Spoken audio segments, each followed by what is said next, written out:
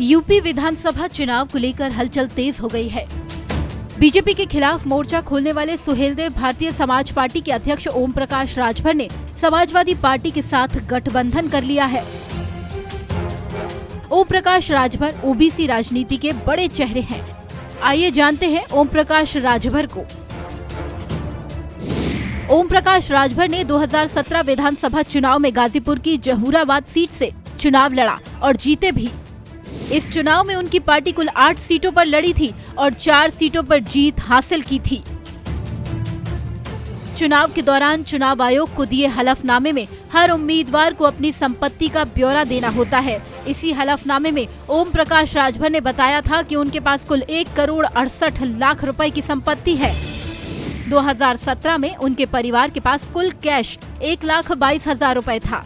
उनके खाते में 1,23,511 रुपए जमा थे। उनके पास तब 1 लाख रुपए की कीमत की एक एम्बेसडर कार थी। उन्होंने बताया कि उनकी पत्नी के पास 4,59,000 के जेवर हैं। उनके पास 10 लाख की कीमत का एक खेत भी है। उनकी पत्नी के नाम पर 1,40,00,000 की प्रॉपर्टी है। हलफनामे के अनुसार ओम प्रकाश राजभर के पास 2.5 लाख का कर्ज है। ITR में उन्होंने अपनी इनकम 2,70,000 दिखाई है। उनके इनकम का जरिया खेती किसानी है। सपा के साथ गठबंधन के ऐलान के बाद ओम प्रकाश राजभर ने सोशल मीडिया पर एक वीडियो पोस्ट की है। उन्होंने इसके साथ लिखा, अब की बार भाजपा साफ। दलितों, पिछड़ों, अल्पसंख्यकों के साथ सभी वर्गों को धोखा देने वाली भाजपा सरकार के दिन हैं बचे 4। 2002 में राजभर ने सुहेलदेव भारतीय समाज पार्टी नाम की पार्टी बनाई थी। राजभर खुद को यूपी में ओबीसी का मसीहा होने का दावा करते हैं। 2014 के लोकसभा चुनाव में सुभाषपा ने 13 उम्मीदवार मैदान में उतारे थे, लेकिन सबकी जमानत जब्त हो गई। ओम प्रकाश राजभर ने पिछला यूपी विधानसभा चुनाव बीजेपी के साथ मिलकर लड़ा। एनडीए के साथ गठबंधन में उनकी पार्टी ने 8 सीटों पर चुनाव लड़ा था, जिसमें 4 सीटों पर जीत दर्ज की थी।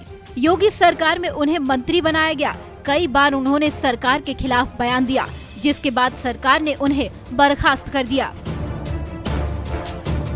पूर्वांचल की लगभग 146 सीटों पर राजभर वोट बैंक काफी संख्या में है। ओम प्रकाश राजभर की पार्टी ने हाल ही में हुए पंचायत चुनाव में भी अपनी ताकत दिखाई थी।